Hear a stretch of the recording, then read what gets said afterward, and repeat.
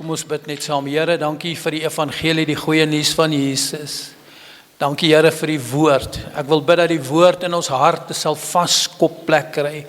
Ek wil bid Here dat ons beter sal verstaan, dat ons beter sal uitgaan as ons ingekom het. Ek bid vir elkeen wat hier is, Here, dat hulle aangeraak sal word. Dankie in hierdie atmosfeer. Ek bid vir die engele, wat u engelaangaande rondom hierdie plek bevel sal gee, dat die gedagte gevangene sal hou, dat u my en elkeen van ons lewens verander, die evangelie van Jesus, die goeie nuus. Amen en amen. Verlede week het pastoor Jaco so mooi gepraat oor ons moet doen wat Jesus gedoen het. Ons moet die woord ken, het hy gesê. Hy het gesê ons moet deur die Heilige Gees gelei word. En ons, die Here wil ek en vir jou en vir my gebruik. En hy het baie voordele gewees van die disippels wat hulle klere langs die pad gelê het en die skade weer van hulle op mense gekom het en hulle het gesond gemaak. Hoekom gebeur dit nie meer vandag nie? Ek wil aansluit by wat hy gesê het. En my tema vanoggend is, hoe is jou hart? As iemand vir jou vra, hoe is jou hart? Wat vra hy? Gewoonlik vra ons nie, hoe is jou hart nie, ons vra, hoe gaan dit met jou? Daar is 'n gewone manier, hoe gaan dit John? Nee, dit gaan goed, dankie met jou. Nee, ook goed, dankie met my. En jou, dan, dis net 'n gewoonte wat ons het, om met mekaar te groet. Een van hierdie comedians het eendag gesê, toe die ou sê, dit gaan goed, hoe gaan dit met jou? Toe sê, nee man, dit gaan baie sleg, ek het aanbye, en ek het die, en ek het daai. Die man het sommer weggeloop, hy wil nie meer verder hoor nie.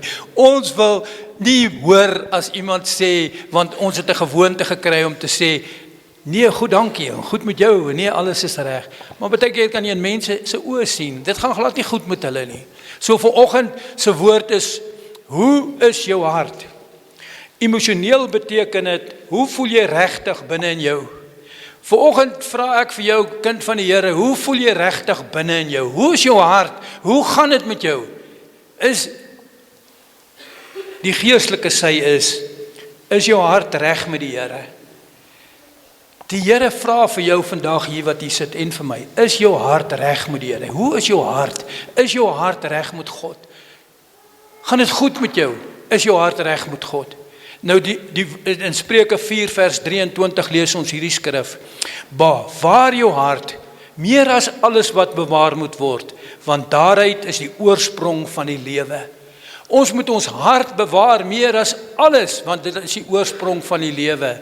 En ons ken mos die spreekwoord sê, wat die hart van vol is, loop die mond van oor. Het julle geweet, 'n mens sien met jou hart? Hoor julle wat ek vir julle sê? 'n Mens sien met jou hart. Hoekom sê ek dit? Want toe ek jare terug, toe ek my vorige werk was, as ek iemand sien wat dronk is, dan sê ek, hierdie vuil goed gemors, kom ek sluit hom sommer nou toe, ek laai hom op en gaan sluit hom toe. Hoe het ek gesien? Ek sien 'n dronk man. Kan ek nog 'n grappie vertel, wat die waarheid is? Dit is seker 50 jaar terug gebeur. Kom, ons moet lag mense, in die kerk, is oké om te lag. En as julle lag is fyn. Ek het eendag 'n dronk ou, toe ek nog jonk was, jonk en sterk en gryp hom, hy lê daar, hy het nie eens geweet wat het met hom gebeur nie. Ek het hom in die polisiekar gelaai, van, en hom toe gaan sluit, en die maandag is dit 'n hofsaak. So die man het my nie gesien nie, hy was dronk, hy was bewusteloos van dronkheid. En hy kom in die hof, en ek getuig, ek sê, Agbare, ek het hierdie man dronk gekry en dit. Daai man het soos 'n prokureur aangegaan. En hy staan daar aan die beskuldigde bank, en hy sê, hy kyk my so, hy sê, konstabel, jy is mos 'n konstabel, nee konstabel. Waar was jy toe jy my gesien het, wat jy my nie gesien het nie, waar jy gesê het, ek was waar ek nie was nie. Ek stel jou die en dit praat hy. En hy praat, en hy verduidelik alles. Kyk die man, ek weet nie wat gaan aan met hom nie. Toe die hof het gelag. Hy is nou 'n prokureur, maar daai dag was hy dronk gewees. Ek sien dis al met 2-3 mense wat smile, maar kan julle sien, hoe was dit? Waar was jy? Daar waar jy was, waar jy nie was nie, waar jy gesê het ek is, wat ek nie is nie. Vertel jy nou vir die hofkonstabel, waar het jy nou my gesien, waar jy my gesê het, jy het my gesien, maar jy het my nie gesien nie. Door die hof en die ander ons lag. En daai selfe man, eendag het hy gesê, ek is Jan de Waal. Ek bly in die asgat en ek eet 'n kat met die hare en al op. Goed, nou is ek klaar met die grappies, nou gaan ons by hoe is jou hart. Mense hart, jy sien met jou hart. Hoekom sê ek jy sien met jou hart? As ek 'n dronk man gesien het, het ek gesien daar's 'n dronk man. Maar as vandag sien ek anderste. Ek sien mense wat swaar kry, ek sien met my hart. En as ek met my hart praat, dan praat ek anderste. God sê vir ons, hy sien met sy hart. En ek wil vandag 'n paar skrifte lees en ons moet weet dat ons eintlik met ons harte sien. Want as jy met jou hart gesien het, wat die hart van vol is, loop die mond van oor, dan praat jy soos iemand wat jy gesien het daar. Dit is wat jy gesien het met jou hart. Ons oë weerspieël dat dit wat in ons harte omgaan. Paulus het so baie mooi geskryf hier in Efesiërs 1. Hy skryf daar in vers 16, vers 15 sê hy, dis 'n gebed. Paulus bid vir die Efesiërs, want dit het ek gehoor, vandat ek gehoor het van julle, sê hy, vers 16. Hy sê so, hou ek nie op om vir julle te dank as ek aan julle in my gebede dink nie. Hy sê ek hou nie op om van julle te dank. Hy sê dat die God van ons Here Jesus Christus, die Vader van die heerlikheid, aan julle die gees van wysheid en openbaring en kennis van hom mag gee. En dan vers 18 is eintlik die kruks van die vers, dat hy, die God, vir julle die gees van wysheid en openbaring en kennis van hom mag gee. In vers 18 sê, verligte oë van julle verstand, sodat julle weet wat die hoop van sy roeping en wat die rykdom van die heerlikheid van sy erfdeel onder die heiliges is. Verligte oë van julle verstand. In die nuwe vertaling, die vertaling wat ek baie keer lees, staan dit so, vers 18, mag hy julle hart se oë verlig met sy helder lig. Mag hy julle hart se oë verlig met sy helder lig. En my gebed is dat die Here vir elkeen van ons hart se oë verlig met sy helder lig. Mag julle diep in julle binneste besef dat watter wonderlike nuwe lewe julle geroep is, dan sal julle hoop op die nuwe lewe wat op ons almal wag, net nog sterker groei. So die Here wil hê dat die hoop op ons lewe, dat ons moet sterker groei daarin. Verligte oë van julle verstand, daardie woord beteken, Paulus bid hier, dat die gelowiges nie net kennis in hulle kop sal hê nie, maar dat hulle geestelike insig in hulle hart kan kry. Daar's baie mense wat kopkennis het, maar hulle het nie geestelike insig in hulle hart nie. En die Here wil vir ons vandag sê, ons moet geestelike insig in ons hart kry. Ons hart moet verlig word, sodat ons beter kan sien. Die Griekse woord vir verstand hierso, geestelike, die woord sê mos hierso, verlig van julle verstand. Die Griekse woord vir verstand is nous. Dit beteken eintlik innerlike oë van die hart. Die Here wil vir my en vir jou vanoggend sê, kinders van die Here, ons moet ons innerlike oë van ons hart versterk. Dis die deel wat verstaan en onderskei en die deel wat glo. Ons sien met ons hart. Hoe is ons hart? Dis die vraag. Hoe is ons hart? Hoe is jou hart, broer en suster? Luister, laat ek julle mooi vertel, nee, ek is hierso, ek is hier. Ek praat nie bokant julle nie, ek praat met julle. En wanneer ek vanoggend vir jou vra, hoe is jou hart, dan kyk ek ook in my eie hart.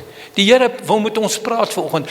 En ek wil hê dat wanneer ons hier uitgaan, moet julle nie condemned voel om so, ja, maar die pastoor het nou teen ons gepraat nie. Nee. Ek praat teen myself ook. Want die Here het my ook gevra, dis hoekom ek kom vanoggend met julle te sê, hoe is jou hart? Ons sien met ons oë hoe ons hart is.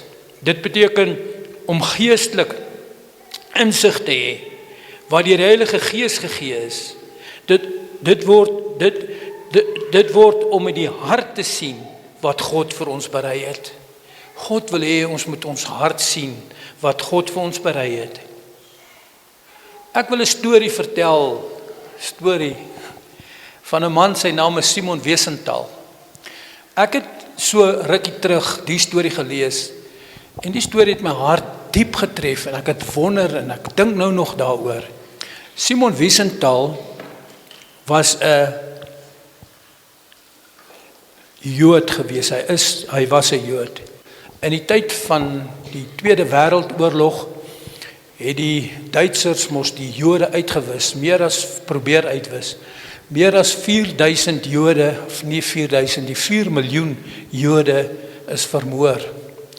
En Simon Wiesenthal en sy familie is ook deur die Duitsers doodgemaak. By die kampe het hulle mense gevat na gaskamers toe, hulle doodgemaak. Hulle het mense sommer doodgeskiet soos hulle wil. En van sy mense is daar oor 100 mense en vriende van hom wat dood is. En hy was by 'n kamp gewees en toe sê hulle hy moet by die hospitaal werk. En eendag toe hy so in 'n ry staan, toe kom een van die Duitse verpleegsters en hulle gryp hom, hulle sê hy moet hiernatoe kom. En hulle vat hom in 'n kamer in en hy sê daar was hy het die dood geryk, het julle al dood geryk? Hy het die dood geryk. En toe lê daar 21 jarige jong man, 'n Duitse soldaat, SS-soldaat. En hy vat Simon Wiesenthal se hand en hy sit dit op hom. En hy vertel hom 'n storie. Hy sê ek is besig om dood te gaan. Ek voel jy mens voel mos baie keer as jy doodgaan. Hy sê die soldaat 21 jaar oud sê vir Simon Wiesenthal, ek is besig om te sterwe. Maar ek wil een ding hê, ek kort 'n Jood om my te help, om my te vergewe, want ek wil nie doodgaan voor ek nie vergewe is nie.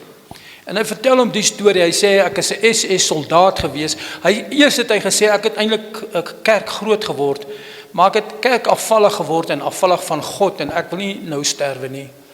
Hy sê vir hom dat ons het in Rusland ingeval en hulle het ons in 'n lokval gelei en 30 van ons soldate is doodgeskiet.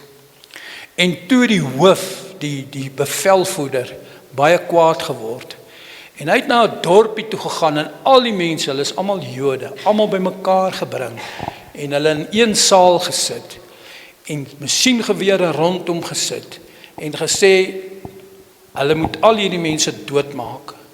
Hulle het die plek aan die brand gesteek en handgranate daar gegooi. En die hele dorp het hulle uitgewis.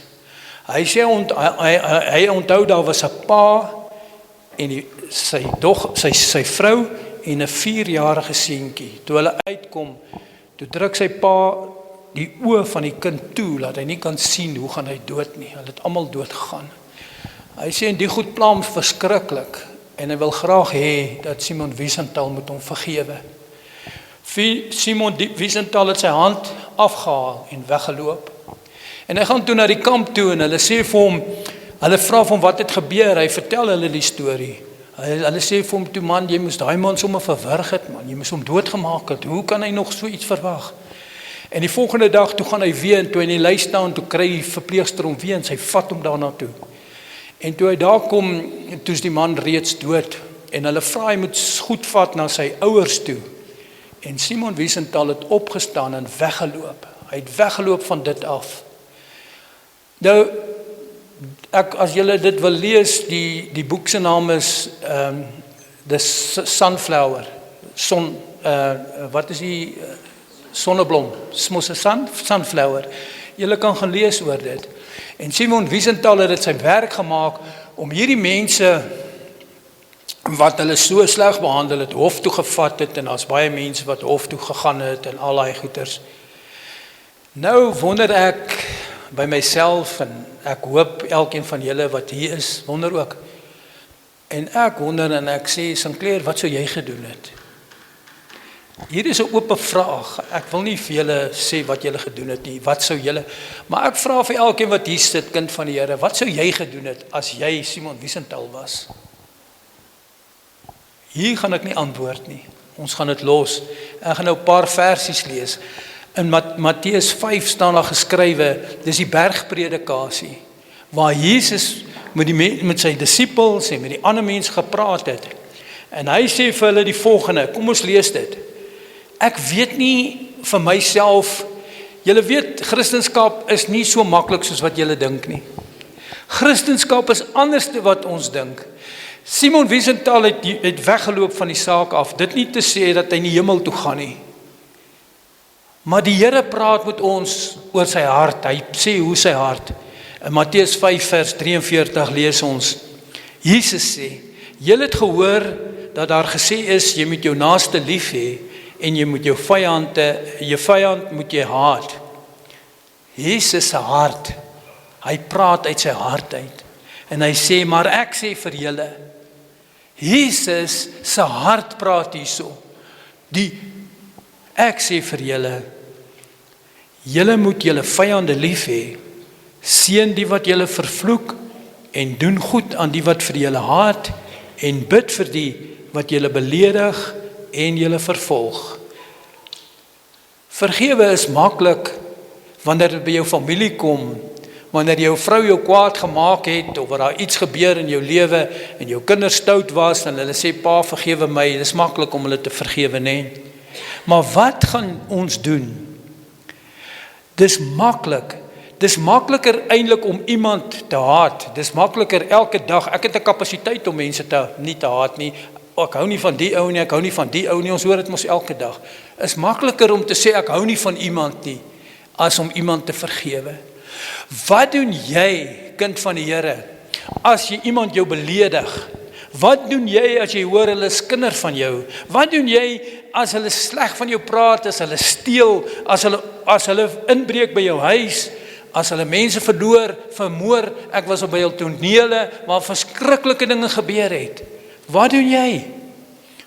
Wat doen jy as hulle jou goed vat, en wat doen jy in die land waar ons vandag lewe, is dit moeilik? Is dit maklik vir julle om te werk? Ek sê vir julle, ek het 34 jaar gewerk in 'n posisie, en die volgende dag, toe sê hulle vir my, hulle gaan hierdie posisie vergroot, 3 mense bokant my sit, en ek gaan nie die pos kry nie, en onkundige mense wat nie eens weet om die werk te doen nie. Hoe het ek gevoel? Ek was kwaad, nee. Die Here sê ons moet ons vyande lief hê. Die Here sê ons moet bid vir die wat ons vervloek. Ons moet anders te wees. En ek sê dit vir julle omdat die woord so sê. En ek wil ons moet mekaar aanmoedig om te sê, kom ons doen wat die Here is. Ek sê vir julle, mag hierdie woord in my en jou hart vassteek. Ek sê vir julle, wat doen ons met dronk mense wat by die kerk aankom? Is maklik om te sê, man, jy stink, gaan uit, loop. Die Here sê, ek sê vir julle, moet vir hulle bid. Kom ons kyk na Jesus se hart. In Lukas 5 vers 20 staan daar, ek het al oor hierdie gepreek, ek dink in hierdie kerk. En toe hy hulle geloof sien, Lukas 5 vers 20, het jy geweet, mens kan geloof sien. Jy kan geloof sien. Jesus, die woord sê, en toe hy hulle geloof sien, sê hy vir hom, mens, jou sondes vergewe. Hierdie gedeelte gaan oor die man, wat sy 4 vriende hom gevat het, en hy het die geloof gesien van hierdie vriende. Hulle het 'n gat in die dak gemaak, hulle het hom laat afsak, en toe Jesus hulle geloof sien, Jesus sien geloof.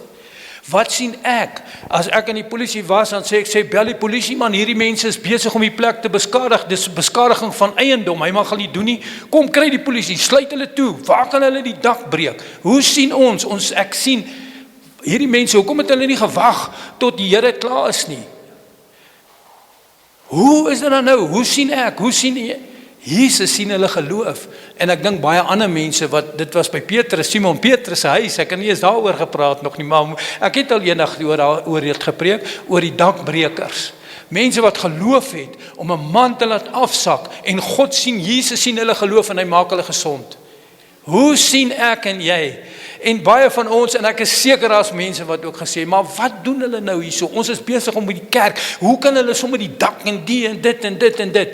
Jesus sien hulle geloof. Wat sou jy gedoen het? Ek wil nie julle vra nie, as iemand nou sommer hierdie dak, ek dink baie mense sal kwaad word, ek sien die mense wat, Dani, ek dink as 'n ou hier dak breek, gaan jy daai man sommer, ek gaan jou help hoor. Ek gaan jou help, ons sal hom uitsorteer, nee, 4 manne. Maar Jesus sê, hy sien hulle geloof. En hy maak, en daai persoon word genees. En die skrifgeleerdes en die fariseërs, hulle, Jesus sê jou sondes vergewe, hulle praat, hulle sê, dis godlasterig. Hoe kan Jesus sê, hy vergewe hulle sondes? Wie kan sondes vergewe behalwe God? Maar die laaste vers staan daar, ons het vandag 'n ongelooflike ding gesien. 'n Man wat siek is, wat die Here sê, staan op, loop. Afskryf van mense, Lukas 5 vers 27, net verder, vers 26, het hierdie verhaal geskryf, gesien van die mens, die ouens wat die man laat afsak, en God het hulle geloof gesien.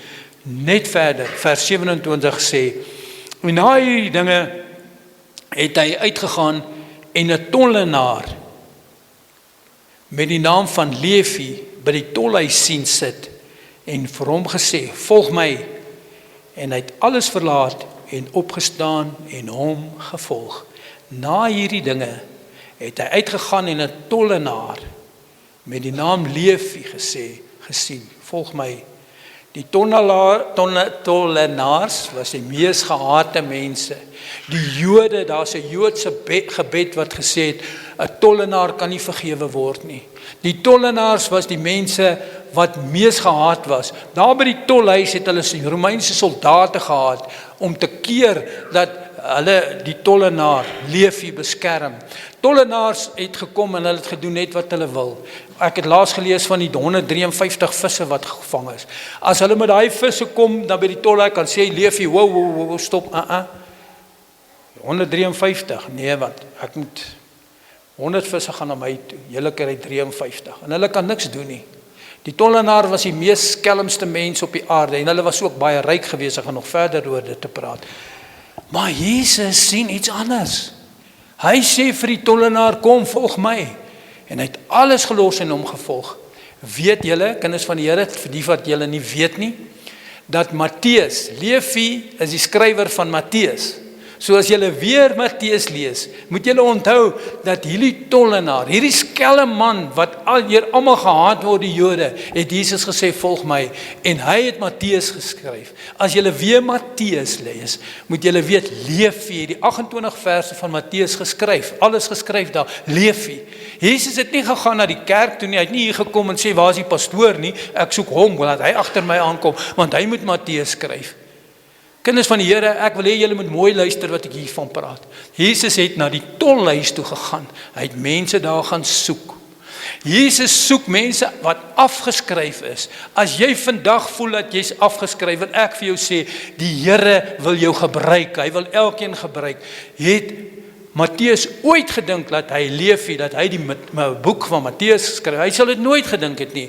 En die mense was verbaas en gesê, hoe kan hy hierdie man vat? Hoekom vat hy nie vir my nie? Hoekom gaan hy nie by die Sanhedrin en kies die fariseërs en kies daai mense nie? God kies wie hy wil. En God soek vir julle, hy soek vir my. Waar ek vandaan kom, en ek weet baie van julle weet ook waar julle vandaan kom, het ek nooit gedink, ek sal die voorreg hê vandag, om hier te staan en die goeie nuus van Jesus te verkondig nie, nooit nie. Toe iemand eendag vir my suster in Korinth sê, waar is jou broer? Nee, hy is sendeling. Hulle lag, hy val som op die sypaadjie, is onmoontlik. Daai man is sendeling, nee man, hy is dan gemors. Here kies afgeskryfde mense, gemors mense in die oë van die wêreld. God, deur Jesus, kyk anderste as wat ek en jy kyk. Kom ons leer ook om nooit mense af te skryf nie. Kom ons leer om, ons moet nie mense afskryf nie, ons moet eintlik mense bemoedig. En is goed vir my, wanneer ek sien, ek weet hier in die kerk gaan nog mense groot poste beklee, groot dinge. En in vers 31 sê, toe hulle vir Jesus gesê het, hy sê, ek het nie gekom om die genees wat gesond geword maak nie. Ek is die wat die geneesheer nodig het. Ek is die geneesheer, ek het vir hulle gekom. Vers 32 sê, ek het nie gekom om regverdiges te roep nie, maar sondaars tot bekering. Jesus se woord sê, ek het gekom om sondaars tot bekering te bring. Sondaars soos ek en u.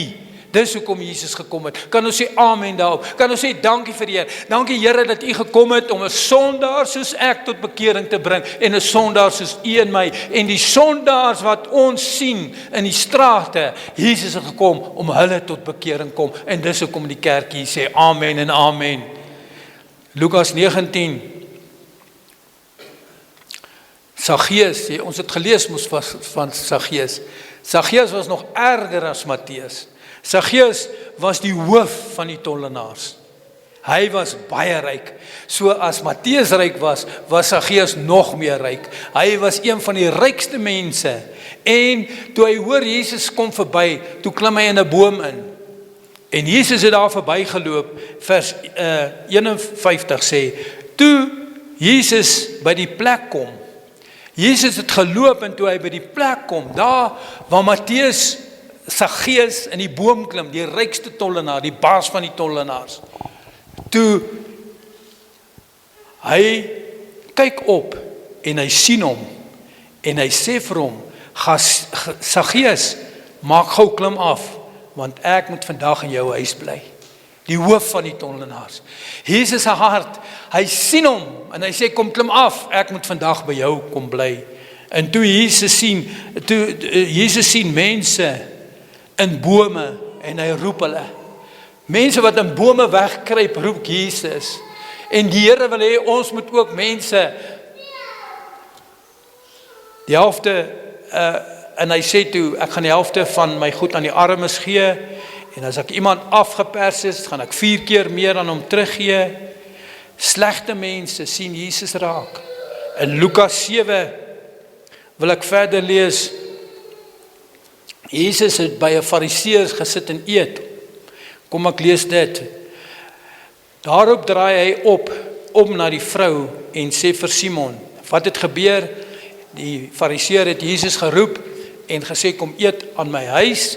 En Jesus het gekom en daar geëet, en terwyl hulle geëet het, kom daar 'n vrou aan.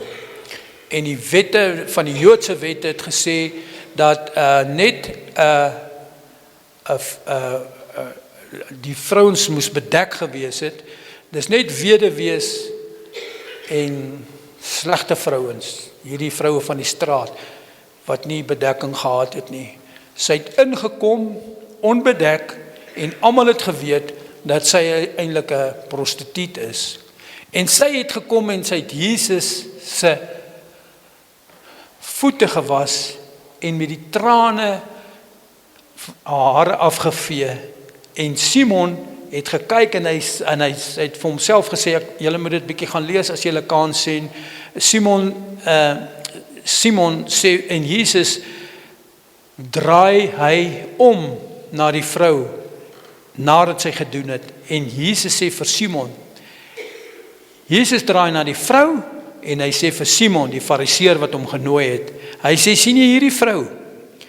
Ek het in jou huis gekom, water het jy nie vir my voete gegee nie, maar sy het met haar trane my voete nat gemaak, en met die hare van haar hoof dit afgedroog. 'n soen het jy my nie gegee nie, maar sy het my vandat sy ingekom het, nie opgehou om my voete te soen nie. Met olie het jy nie my hoof gesalf nie, maar sy het my voete met salf gesalf. Vers 47 sê, daarom sê ek vir jou, haar sondes wat baie is vergewe, maar hy wat dit weinig vergewe is, het weinig lief. Hy sê vir haar, jou sondes is vergewe.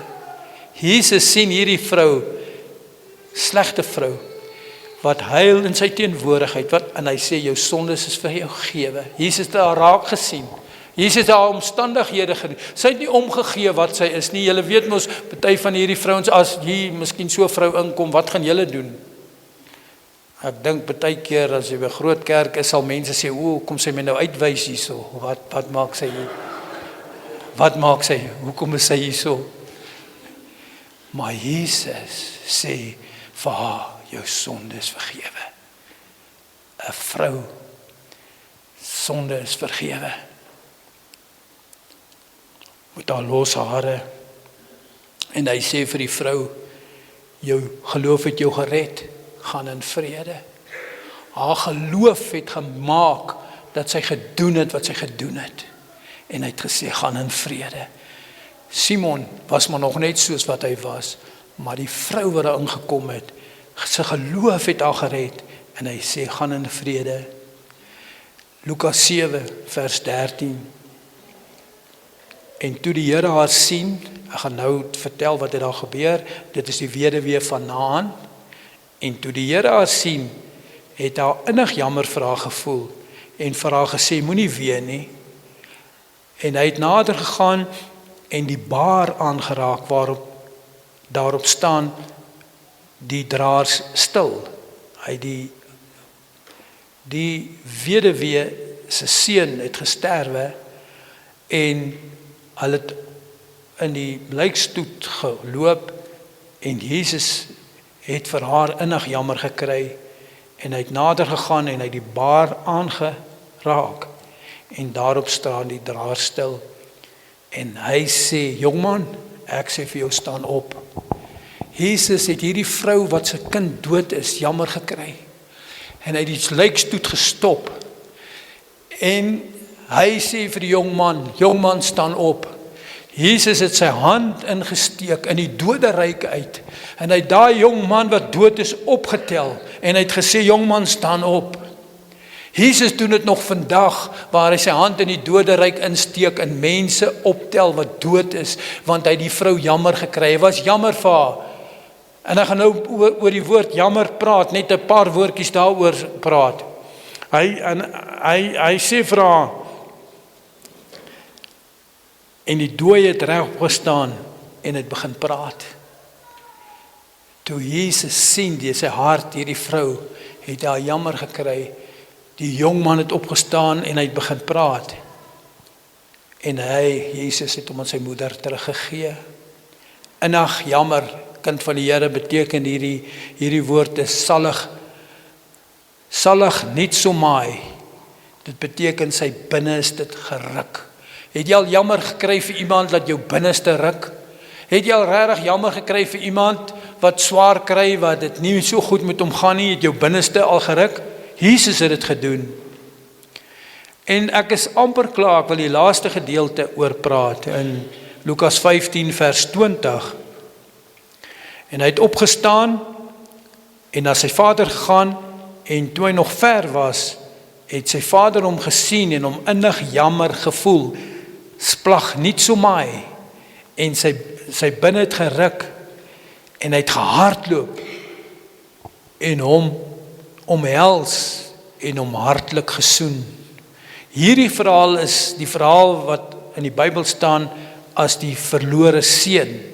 Maar ek wil vir julle vertel, dat ek dink dit is meer as net 'n verhaal van die verlore seun. Die opskrif het later bygekom.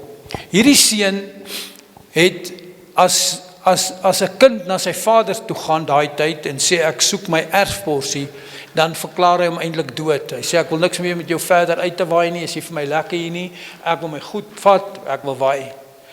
Daar was self 'n gebruik wat hulle gesê het, as hulle so kind, en hy het vir hom sy erfporsie gegee, as hulle so kind dit doen, dan was daar kruik wat hulle gevat het en hom gebreek het en gesê, dit is hoe ons nou met die kind maak, want hy was 'n brat, hy was vol stories, en baie keer het hulle selfs die ouer broer of ouer mense gestuur om hy kind te gaan doodmaak. Dit was 'n groot storie, hierdie storie wat hy vir sy pa gesê, hy soek sy goed. Maar hierdie man het al die geld uitgemors, en toe hy in die varkhok beland, sê die woord, en hy het tot sy sinne gekom, en hy het gesê, ek sal teruggaan na my vader toe, en ek sal my vader sê, ek wil soos een van die huiswerkers wees. En die woord van die Here sê, wat ek gelees het, toe hy nog ver was, het sy vader hom gesien, en hom innig jammer gekry. Toe hy nog ver was, het sy vader hom gesien, en die woord sê, hy het gehardloop. Hulle praat hier van die Here God se hart. Hy het gehardloop na hom toe, en hy het omhels, hy het hom vasgedruk, en hom gesoen, soos 'n broer, soos 'n vader, soos my vrou die kleintjies doen, soos jy daai babietjies doen, soos ek sien my vrou doen dit met haar kleinkinders, het God, Jesus die verteenwoordiger, daardie man wat weggegaan het, die gevat en hom gesoen, en hy het vir hom 'n ring aan sy vinger gegee. Hy het gesê, ek restore jou. Hoor julle die hart van Jesus, kind van die Here? Hoor julle die hart van God? Hoe God maak met ek en jou en ons almal hierso. Ek wil vir elkeen aanmoedig waar hier sit, as jy voel, wel ek het verlore gegaan, ek is nie meer werd nie. Jesus wag vir jou om terug te kom. Hy wil jou hy jou vasdruk. Hy sê omhels, het hom aan styf vasgedruk, hom gesoen. Die vetgemaakte kalf geslag. Hulle het 'n partytjie gehou en die hoofseun was kwaad daaroor. Die hart van Jesus. Mag ek en u deur hierdie paar goedjies wat ek verduidelik, die hart van Jesus beter verstaan. En soos pastoor Jaco nou die dag gesê het, dis wat die Here wil hê ek moet doen. Dis wat die Here wil hê jy en ek moet doen. Ek sit nie 'n las op julle nie. Ek wil nie hê julle moet bedroef hier weggaan nie. Ek wil hê dat elkeen van julle moet mooi dink. Mooi dink. Is dit wat ons doen? Is dit wat ek en jy doen? Is dit wat die kerk doen? Ek weet dis mense wat hier sit wat moeilike omstandighede het. Hierdie woord is ook vir jou, kind van die Here. Hier's mense wat wonder, wel slaag ek of slaag ek nie? Dis 'n oop vraag. Dit gaan nie of jy slaag of nie. Wanneer jy hart vir die Here gee, wanneer Jesus kom, dan gaan jy hemel toe. Maar wat van jou tyd op die aarde? Hoe gaan jy dit deurbring? Hoe gaan ek en u maak met die mense wat verslaaf is? Hoe gaan ons maak met die dronkaards? Hoe gaan ons maak met hierdie mense en daardie mense? Dis die vraag wat die Here op my hart gesê het, om met my te praat en met my gemeente te sê, dis wat Jesus gedoen het. Dis wat hy gedoen het. Hoe gaan ek en jy reageer op dit? Wel, dit is jou eie keuse, kind van die Here, hoe jy gereageer het. Dit is my keuse en jou keuse, hoe gaan jy reageer? Kry jy mense jammer of sê jy nee, maar dit is hulle eie skuld en baie van die mense is hulle eie skuld. Ek weet ek was al in situasies en elkeen van ons, as jy dink jy's in 'n situasie, as jy wat ook al is, dis jou eie skuld dat jy daar is. Mense blameer God vir dinge wat niks met hom te doen het nie. Jy kan nie verkeerde dinge doen en dan verwag jy, dan is die Here die skuldenaar daarvoor nie. Jesus se hart sien ons. Jesus se hart, Jesus sien geloof raak. Sien Jesus jou geraak? Hy sien die geloof raak van die manne wat deur die dak die man laat sak het.